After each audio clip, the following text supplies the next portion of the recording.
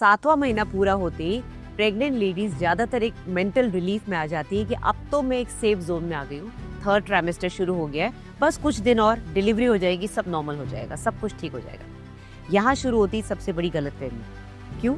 क्योंकि 8वें महीने को सबसे ज्यादा अनप्रिडिक्टेबल माना गया है। ये वो ऐसा महीना है जिसमें सडनली कॉम्प्लिकेशंस आती हैं। कई बार सिचुएशन इतनी फास्ट बिगड़ती है बिना वार्निंग साइन दिए कि फैमिली को टाइम ही नहीं मिलता, मौका ही नहीं लगता कुछ एक्शन लेने का। अब ऐसा क्यों होता है? 8वें महीने में बच्चे की ग्रोथ बहुत फटाफट होती है, बहुत जल्दी होती है। उसके ऑर्गन्स मैच्योर होते हैं, उसका वेट गेन होता है, यूट्रस के अंदर की जगह बहुत जल्दी भरने लग जाती है, तो पेशेंट का पेट बहुत जल्दी निकल जाता है। सडनली 8वें महीने में उसको चलने में दिक्कत आनी शुरू हो जाती है, उसके हार्ट पे प्रेशर पड़ता है, हार्ट को ज़्यादा पंप करना पड़ता है, उसको सांस लेने में दिक्कत होती है, क्योंकि ये जो बीच वाली झिल्ली होती है जो चेस्ट और पेट को सेपरेट करती है, डायफ्राम, वो पूरी ऊपर की तरफ पुश हो जाती है, तो सांस फूलने लगती है, चक्कर आने लगते हैं, बहुत ज़्यादा थकान लगती है। अब ये सारे सिम्टम्स क्योंकि प्रेगनेंसी के हैं, पेशेंट को लगता है ये तो नॉर्मल है, और कई बार कुछ एबनॉर्मल सिम्टम्स भी इस नॉर्मल सिम्टम के अंदर दब जाते हैं। पेशेंट को लगता है सब नॉर्मल है, डॉक्टर के पास जाने की क्या जरूरत है। हेलो, मैं हूँ doctor Sonal Parihar, trained gynaecologist from BHU Varanasi and London. तो आइए बात करते हैं कौन कौन सी कॉम्प्लिकेशंस 8वें महीने में कॉमन है। सबसे बड़ा जो रिस्क होता है, जो डेंजर साइन है, वो है प्री टर्म लेबर।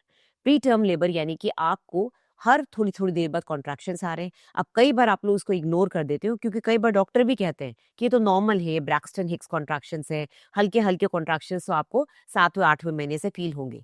लेकिन अगर ये कॉन्ट्रैक्शंस बढ़ रहे हैं, आपका पेट बार बार टाइट हो रहा है, साथ में आपको बैक पेन हो रहा है, आपको नीचे की तरफ प्रेशर पड़ रहा है, आपको ऐसा लग रहा है पॉटी जा रहा है बार बार आपको, या फिर आपको व्हाइट या फिर रेड डिस्चार्ज शुरू हो गया है, तो ये सिम्टम्स हो सकते हैं कि शायद आपके बच्चेदानी का मुंह खुल रहा है और बच्चा प्री टर्म लेबर की तरफ जा रहा है। अब ऐसे टाइम पे बच्चे का होना 32-33 वीक्स, वैसे तो 34 वीक्स को सेफ माना गया है, पर 30 से लेके 34 वीक्स के बीच में अगर बच्चा होता है तो पूरी तरह से मैच्योर नहीं है। उसको निकलने के बाद सांस लेने की तकलीफ हो सकती है, उसकी इम्यूनिटी कम होगी, उसका वेट कम होगा, उसका एनआईसीयू की जरूरत पड़ेगी, सांस लेने की तकलीफ की वजह से कई बार सर्फेक्टेंट थेरेपी की जरूरत पड़ेगी। तो ऐसे में कई बार अगर पेशेंट को प्री टर्म लेबर शुरू हो जाए और कुछ ऐसी सिचुएशन बिगड़ जाए, तो डॉक्टर को मेडिकली जबरदस्ती डिलीवरी करानी पड़ती है, जिससे बच्चे को और माँ को सेफ रख पाए। दूसरा जो खतरनाक सिम्टम होता है वो है सडनली आपके पैरों में सूजन आना, आपकी आंखों के सामने फ्लैशिंग ऑफ लाइट्स हो जाना और आपका ब्लड प्रेशर बढ़ जाना। अब प्रेगनेंसी में नॉर्मली ब्लड प्रेशर लो हो जाता है। एक नॉर्मल ब्लड प्रेशर जो 120/80 होता है, प्रेगनेंसी के बाद वो 100 और नीचे वाला 50-60 इस तरह से रहता है, क्योंकि आपकी बॉडी में प्रोजेस्टेरोन हार्मोन बढ़ता है जो कि बीपी को लो करता है। इसलिए चक्कर आना, गिडीनेस होना बड़ा नॉर्मल है। लेकिन अगर 8वें महीने में आपको सिम्टम्स ऐसे आ रहे हैं जो कि आपको एबनॉर्मल लग रहे हैं, आप स्वेलिंग को नॉर्मल मान रहे थे बट अभी स्वेलिंग ज्यादा आ रही है, आपकी चेहरे पे भी आ रही है, आपकी उंगलियों में अंगूठियां टाइट हो रही हैं, आपको फ्लैशिंग ऑफ लाइट हो रही है, आपको पेट में दर्द हो रहा है, उस सिम्टम को इग्नोर ना करें। कई बार पैरों में इतनी सूजन आ जाती है कि चलना भी मुश्किल हो जाता है। इस डेंजरस कंडीशन का नाम है प्री एक्लैम्सिया, जो कि माँ और बच्चे दोनों के लिए खतरनाक होती है। अगर प्री एक्लैम्सिया हो गया तो आगे जाके पेशेंट को फिट्स भी आ सकते हैं, जिसको एक्लैम्सिया बोलते हैं। ऐसे में माँ को भी जान का खतरा हो जाता है और बच्चे की ग्रोथ में भी प्रॉब्लम्स आती है। तीसरा जो साइलेंट रिस्क है वो है बच्चे के मूवमेंट्स कम होना, यानी कि बच्चा आपको इंडिकेट कर रहा है कुछ तो प्रॉब्लम है। अब 8वें महीने में कम होने का कोई कारण नहीं होता।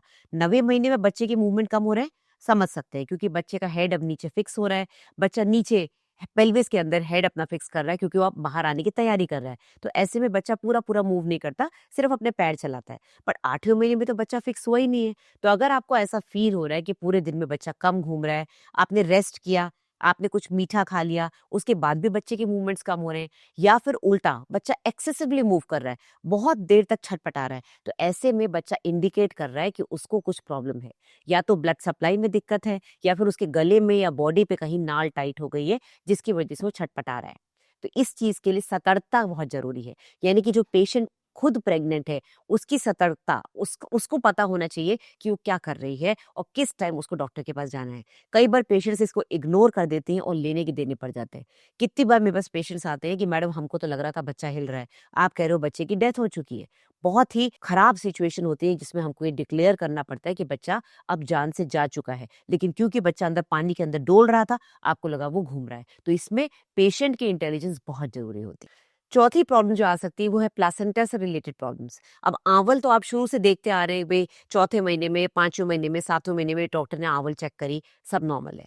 लेकिन अगर आंवल प्रॉपरली ग्रो नहीं कर रही है, उसकी वजह से पानी कम बन रहा है, उसकी वजह से अंदर कोई ब्लड क्लॉट जमा हो रहा है, तो आठवें महीने में कई बार आपको साइलेंट ब्लीडिंग शुरू हो सकती है। कई बार आंवल अपनी जगह छोड़ देती है, उसको एब्रप्शियो बोलते हैं। वो कैसे भी हो सकता है, या तो आपका बीपी हाई था, या फिर आप स्मोकर हैं, आप स्मोकिंग करती हैं, या फिर आप गिर गई, आपको झटका लग गया। अगर आंवल ने जगह छोड़ दी और आंवल आपकी बच्चेदानी से डिटैच हो गई, तो बच्चे की ब्लड सप्लाई फौरन कट ऑफ हो जाती है। ऐसे में आपको हल्का सा दर्द होता है, ब्लीडिंग होती है, और बच्चे की जान को फौरन रिस्क हो जाता है, यानी कि मिनटों के अंदर कुछ हो सकता है। तो इसमें आपको बहुत ध्यान रखना है, बच्चे के मूवमेंट्स, आपका पेट का दर्द और थोड़ी सी भी ब्लीडिंग, उसको बिल्कुल इग्नोर नहीं करना है। और पांचवी प्रॉब्लम जो आठवें महीने में देखी गई है, डायबिटीज का डेवलप होना। हालांकि हर पेशेंट का 23-24 वीक्स पे, यानी कि छठे महीने में जीटीटी करते हैं, ग्लूकोज टॉलरेंस टेस्ट करते हैं। बट कई बार आठवें महीने में ये ग्लूकोज इंटॉलरेंस बढ़ जाता है, इंसुलिन रेजिस्टेंस बढ़ जाता है, और आपकी शुगर लेवल में प्रॉब्लम्स आनी शुरू हो जाती है। ऐसे में अगर आपने डायबिटीज डेवलप कर लिया, तो बच्चे की ग्रोथ सडनली बहुत ज्यादा हो जाती है, आपकी डिलीवरी में दिक्कत आ सकती है, बच्चे की खुद की शुगर लेवल ऊपर नीचे हो सकती है। इस तरह की डायबिटीज का डेवलप होने का मेन कारण आपकी खुद की लाइफस्टाइल होता है। इसीलिए शुरू से आपको बताया जाता है कि आपको एक्टिव रहना है, बहुत ज़्यादा लेटे नहीं रहना है, क्योंकि प्रेगनेंसी कोई बीमारी नहीं है। प्रेगनेंसी एक फिजियोलॉजिकल कंडीशन है। आपको अपनी डाइट का ध्यान देना है, बहुत ज़्यादा हैवी चीज़ें नहीं खानी, स्पेशली वो लेडीज़ जो ऑलरेडी मोटे साइड में है, जिनका बीएमआई हाई है, जो कि 24 से ज़्यादा बीएमआई रखती है। बीएमआई यानी कि बॉडी मास इंडेक्स। तो ऐसे लोगों को अपनी डाइट का पूरा ध्यान रखना है, अपनी सेडेंट्री लाइफस्टाइल से निकल के थोड़ा योगा, वॉकिंग और थोड़े घर के काम शुरू करने हैं। ब्लड प्रेशर का ध्यान रखना है, और डाइट में शुगर और घी को कम रखना है। हमारी कंट्री में घी पे बहुत ज्यादा जोर दिया जाता है, बट वो अननेसेसरी आपका कोलेस्ट्रॉल बढ़ाते हैं। तो ये कुछ ऐसी चीजें मैंने आपको इस वीडियो में बताई हैं, जिनका आपको बहुत ध्यान रखना है आठवें महीने में, क्योंकि आठवें महीने तक आते आते पेशेंट काफी कंफर्टेबल हो जाते हैं। उनको लगता है जो कुछ हो रहा है वो सब प्रेगनेंसी से रिलेटेड है। बट कोई भी अनयूजुअल सिम्टम अगर आ रहा है, आपको वीकनेस ज्यादा लग रही है, आपको गिडीनेस ज्यादा हो रही है, आपको लग रहा है पेट में दर्द अनयूजुअल हो रहा है, आपको वाटरी डिस्चार्ज आ रहा है, आपको भूख नहीं लग रही, कुछ भी अनयूजुअल सिम्टम, ये बॉडी का वार्निंग साइन आपको बता रहा है कि कुछ प्रॉब्लम हो सकती है। तो अवेयरनेस ही सबसे बड़ी की होती है एक हेल्दी प्रेगनेंसी और एक सेफ डिलीवरी के लिए, जिससे आपका बच्चा भी सुरक्षित रहे, आप भी सुरक्षित रहे। अगर आप अपने डॉक्टर से सेटिस्फाइड नहीं है, आप डॉक्टर चेंज कर लीजिए। अगर आपको लग रहा है कि आपको कोई सिम्टम है, भले रात के 2 बजे हो, आप डॉक्टर के पास जाइए। आप कोई ऐसा इमरजेंसी नंबर अपने पास रखिए डॉक्टर से लेके, जिस पे आप कॉन्टैक्ट कर सकें। अगर डॉक्टर बोलते हैं कि नंबर नहीं, आपको डायरेक्टली हॉस्पिटल आना है, तो आप डायरेक्टली हॉस्पिटल पहुंचिए, क्योंकि कई बार नंबर पे फोन ना उठने पे आप लोग इग्नोर करके रात भर घर पे बैठे रहते हो। आपको फौरन हॉस्पिटल जाना है, और ये आपको पता होना चाहिए कि कहाँ जाना है रात में अगर इमरजेंसी हो। तो इसी तरह से वीडियोस के लिए मुझे फॉलो करते रहिए। वीडियो अगर अच्छा लगा हो तो लाइक एंड शेयर करिएगा। मेरे से डायरेक्ट कंसल्टेशन अगर आपको वीडियो कॉल या वॉइस कॉल पे चाहिए, तो इस नंबर पे व्हाट्सएप करना है, कॉल नहीं करने, साइलेंट नंबर है। व्हाट्सएप करके आप बोलिए कि डॉक्टर सोनल से कंसल्ट करना है, तो आपको 2 दिन के अंदर मेरा अपॉइंटमेंट मिल जाएगा। या फिर मेरी वेबसाइट पे जाके अगर आप पेमेंट करते हैं, तो उसका स्क्रीनशॉट आप इस नंबर पे व्हाट्सएप कर दें। Thank you very much.